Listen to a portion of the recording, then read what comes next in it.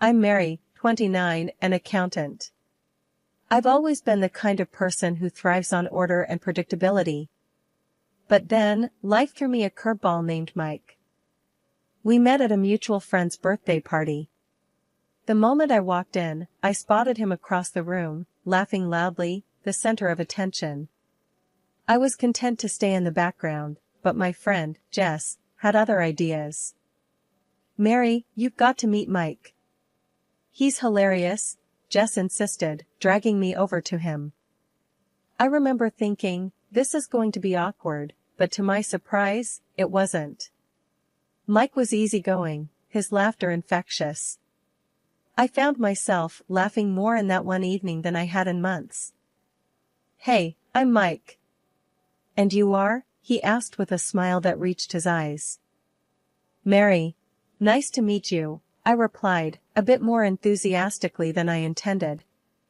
He cracked a joke about accountants being party animals in disguise, and I couldn't help but laugh. We spent the rest of the evening chatting. He was into graphic design, loved indie music, and had a passion for cooking. I remember leaving the party feeling lighter, happier.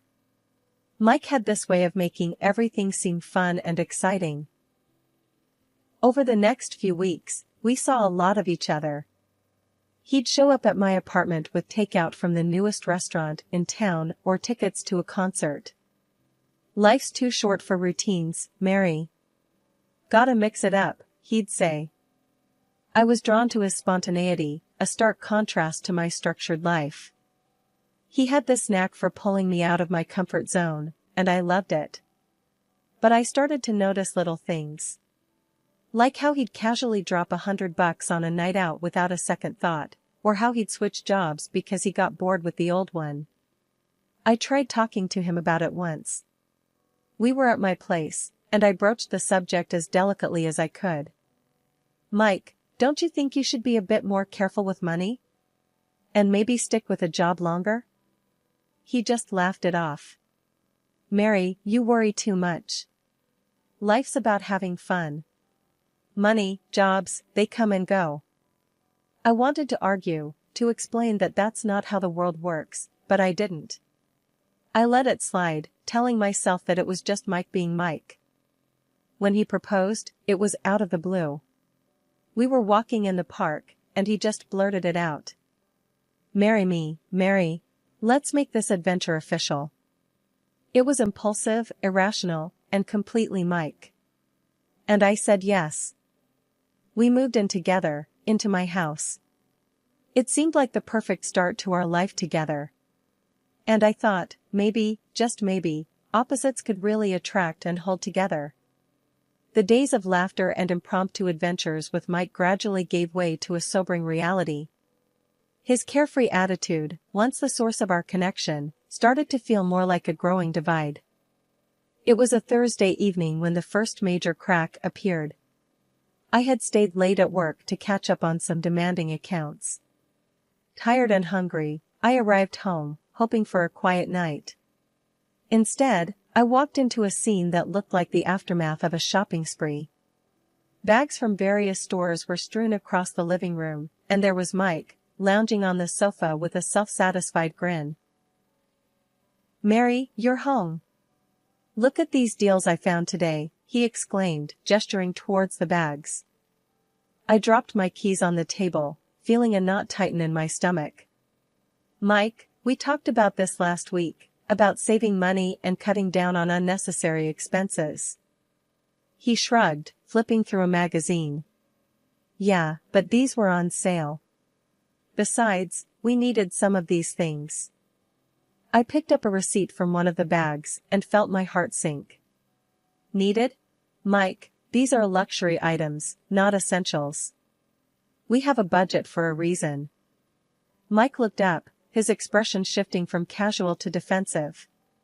"Come on, Mary, don't be such a killjoy. We deserve to treat ourselves once in a while." I sighed, trying to keep my voice calm. "It's not about being a killjoy, Mike. It's about being responsible.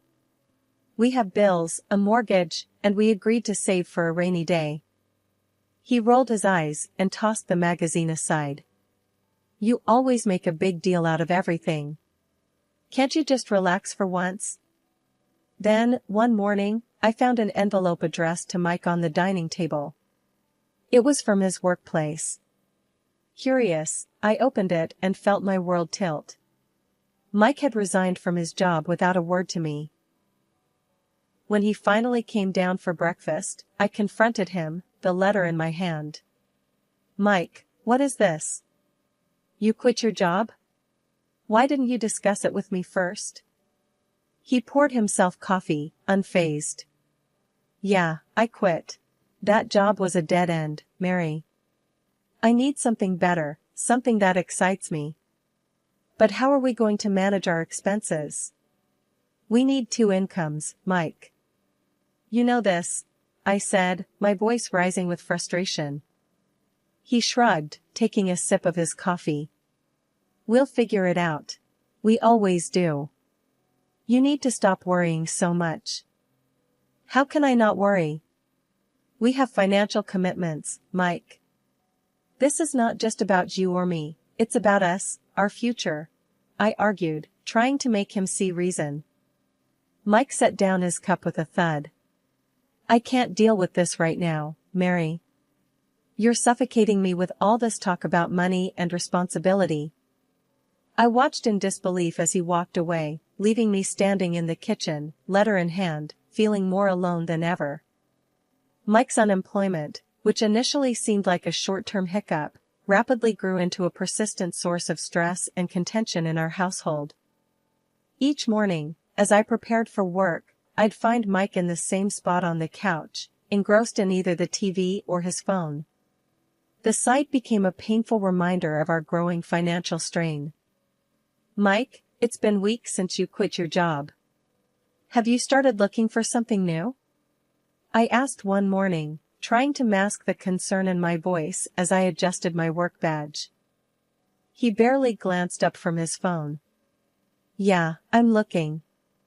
Nothing's caught my eye yet. I'm waiting for the right opportunity.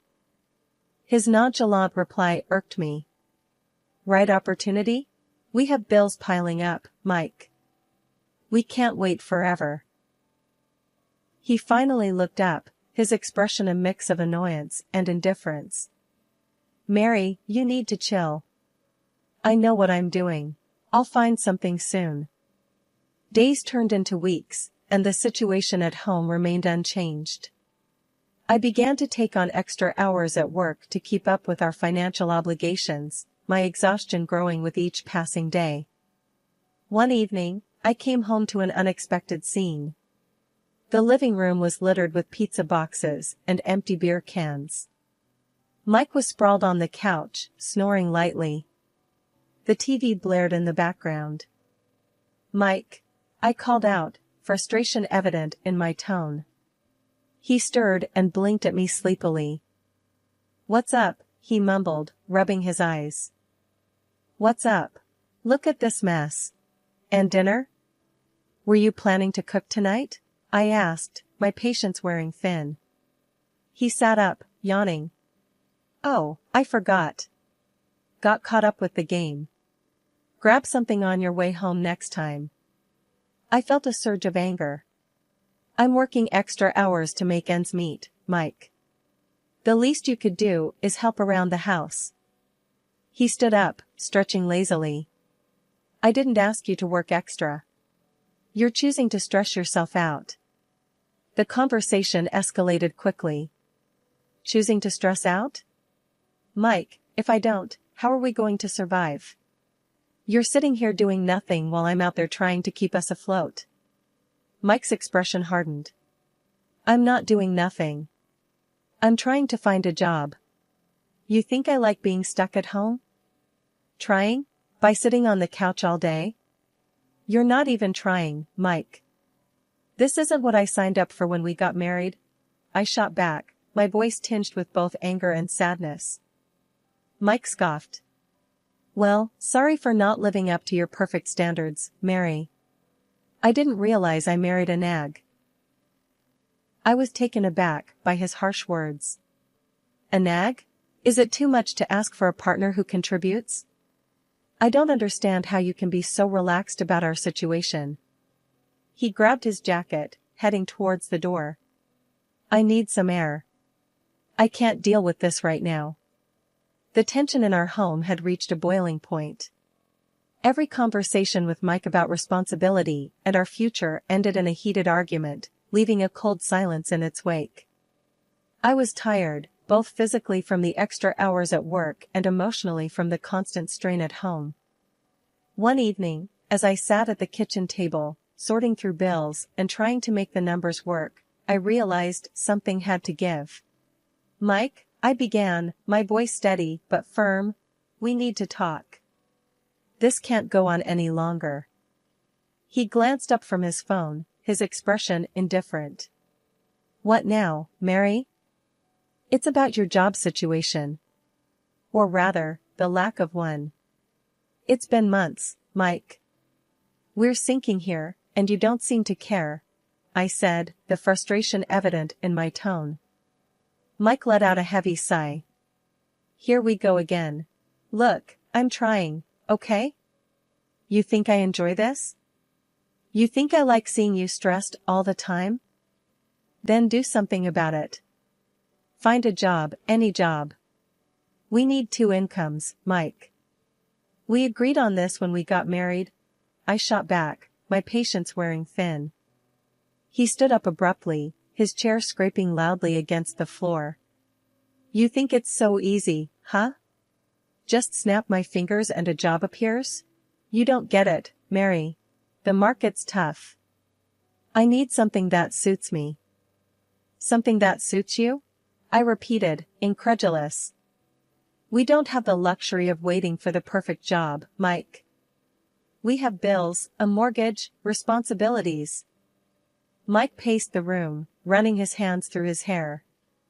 I can't deal with this pressure, Mary. It's constant with you. Nag, nag, nag. I stood up, facing him. This is not about nagging, Mike. This is about our life, our future. If you can't understand that, then maybe this isn't going to work.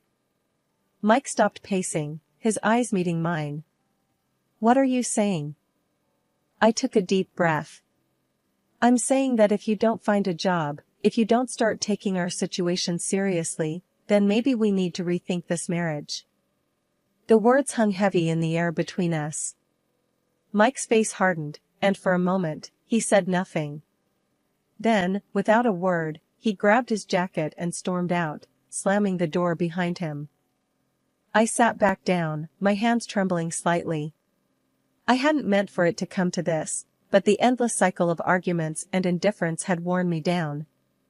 Days passed with no word from Mike. The silence was both a relief and a worry. Then, late one evening, my phone rang, jolting me out of my thoughts. It was the hospital. Mrs. Smith? Your husband, Mike Smith, was brought in after an accident. He's stable, but he sustained some injuries. The news hit me like a punch to the stomach. I rushed to the hospital, my mind racing with worry and 1,000 unanswered questions. The sterile, impersonal atmosphere of the hospital was a sharp contrast to the emotional turmoil I was feeling. Sitting beside Mike's hospital bed, I watched him, his leg in a bulky cast, his face reflecting pain and vulnerability. It was a side of Mike I hadn't seen before, and it stirred a complex mix of emotions within me.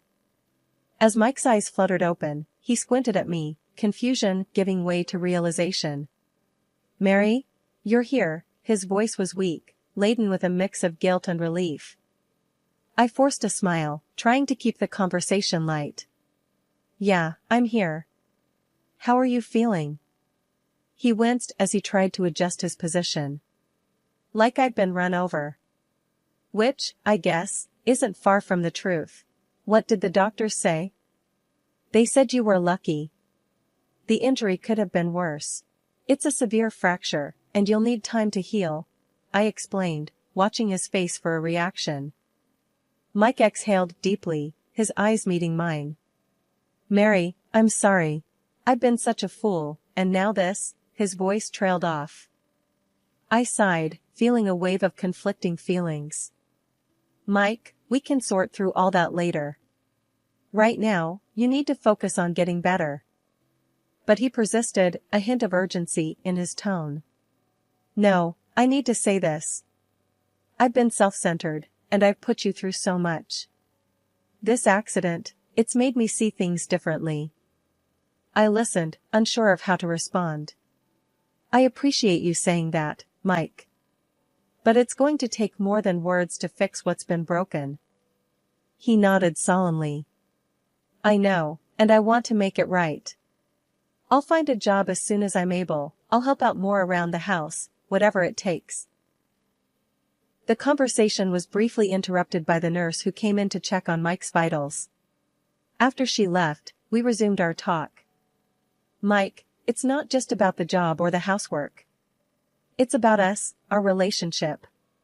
We've been drifting apart, and it's going to take effort to bridge that gap, I said, my voice steady but filled with emotion. He reached out, taking my hand. I know I've messed up, Mary. But this accident, lying here, all I could think about was you. How much you mean to me, and how I've taken you for granted. I felt a lump in my throat. His words were touching, yet I was cautious. I want to believe you, Mike. I really do.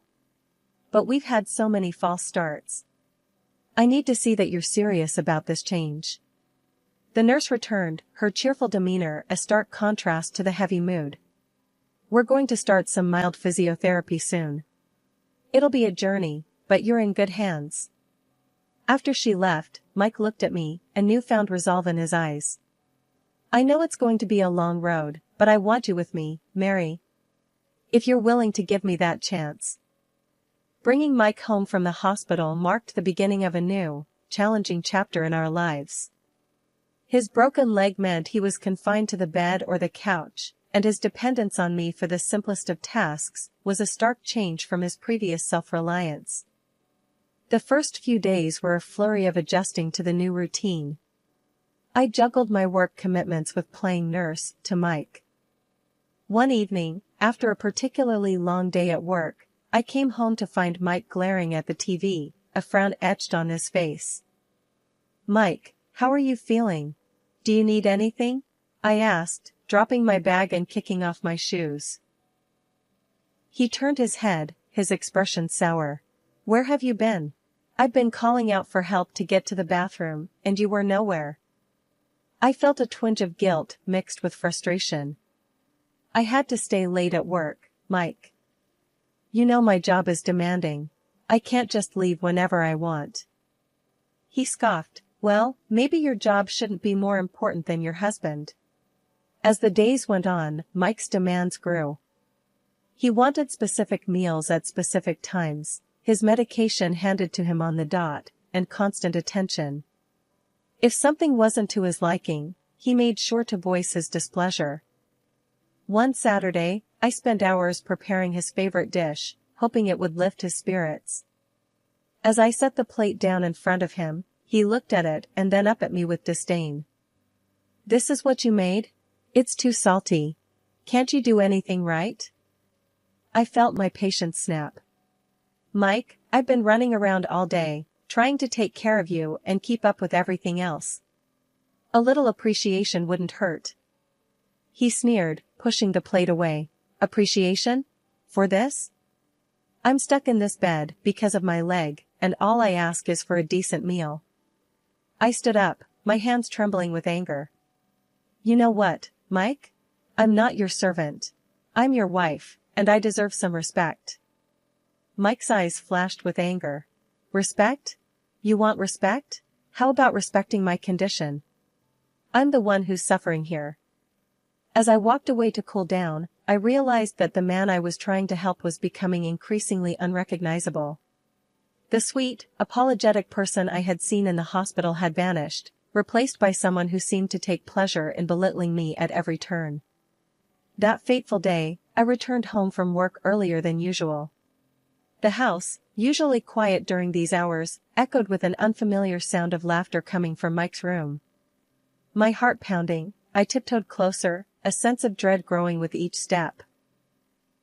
Peering through the slightly open door, I saw Mike, animated and cheerful, chatting on the phone. "Oh yeah, I've settled in quite well here," he said with a laugh. "Mary doesn't have a clue." My breath caught in my throat. Who was he talking to? What was he talking about? A cold shiver ran down my spine as I processed his words. I backed away, my mind racing, then loudly re-entered the house, slamming the door to announce my presence. I composed myself and walked into his room. Mike, hearing the door slam, quickly changed his demeanor and ended the call. "Mary, you're back," he said, feigning weakness. "Hey, how are you feeling?" I asked, masking my turmoil with a concerned smile. "Just the same, you know," he replied, avoiding my gaze. The next day, I contacted a private detective, someone I knew from a previous work case. "I need you to find out everything about my husband's activities," I told him over the phone. "And there's a woman he might be involved with." While the detective did his work, I played the part of the dutiful wife. It was agonizing, acting as if everything was normal when every instinct screamed that my world was falling apart. 2 weeks later, the detective got back to me. The news was worse than I had imagined. Mike had been in an accident with his mistress, who was listed in the police reports. The detective provided me with her name, and a quick search on social media revealed her profile, filled with pictures of her and Mike looking intimately close. But there was more. The detective had uncovered Mike's gambling debts, a staggering amount that threatened to drown us financially. I sat in the living room, the evidence of Mike's betrayal laid out before me, feeling a mix of anger, disbelief, and heartache. How best to unveil his deceit? How to make him realize the gravity of his betrayal? For now, I kept these thoughts to myself, waiting for the right moment to turn the tables. The morning light filtered through the curtains as I steeled myself for the confrontation ahead. Entering Mike's room, where he lay with his broken leg, I braced myself for the performance of a lifetime. "Mike, I need to talk to you about something important," I said, my voice calm but firm. He looked up, irritation flashing across his face. "What now, Mary? Can't you see I'm in pain here?" I maintained my composure. "I've made a decision for your better care. You're being moved to a state medical facility tomorrow. They're equipped to handle your rehabilitation more effectively." Mike's expression turned from annoyance to panic. "What? No, you can't do that. I want to stay here, with you." "I'm sorry, Mike, but this is for the best." "I'll start packing your things," I said, turning towards the door. As I closed it behind me, I heard the frantic rustling of sheets and Mike's hurried voice calling someone on the phone. "She's sending me to some facility. You have to help me." About an hour later, a car pulled up outside. Mike's mistress barged into our house, her face a mask of determination and concern. She marched directly to Mike's room, with me trailing behind. "I'm here to take him with me." "He's not going to any facility," she declared, her voice laced with a sense of ownership. I followed her into the room, my heart pounding, but my face calm. "I'm glad you're here. This was all a setup to get you to show your hand." Mike and his mistress exchanged a look of confusion and fear. "What are you talking about, Mary?" Mike asked, his voice quivering. I held up the evidence collected by the detective, photos of them together. "This is the proof of your affair. I'll be seeking compensation for this betrayal." The mistress laughed, though her eyes betrayed her nervousness. "I can pay whatever you want. He's coming with me." My smile was thin, but confident. "You should know, he's neck-deep in gambling debts, and without a job, he can't afford his medical bills or insurance. Are you ready to handle all that?" Her face went pale, the implications of what I'd said slowly sinking in. Mike's eyes darted between us, a look of utter helplessness on his face. "But I can't deal with all that," she stammered, her confidence crumbling. Seems like he's your problem now, I said with a cold finality, turning to leave the room. The following weeks were a whirlwind of legal proceedings. I filed for divorce, ensuring I received a fair settlement for Mike's betrayal and deceit. His mistress, now burdened with his financial and medical responsibilities, quickly found herself overwhelmed. Rumors reached me over time about their strained relationship, riddled with arguments and financial woes. Mike's downfall was a tale of his own making, and his mistress was now ensnared in the web of consequences. As for me, I found solace in my newfound freedom and independence. The betrayal had been painful, a stark lesson in trust and deception. Yet, it also imparted a strength I never knew I had. I moved forward with my life, emboldened by my resilience and determined to find happiness on my own terms, free from the shadows of deceit and betrayal.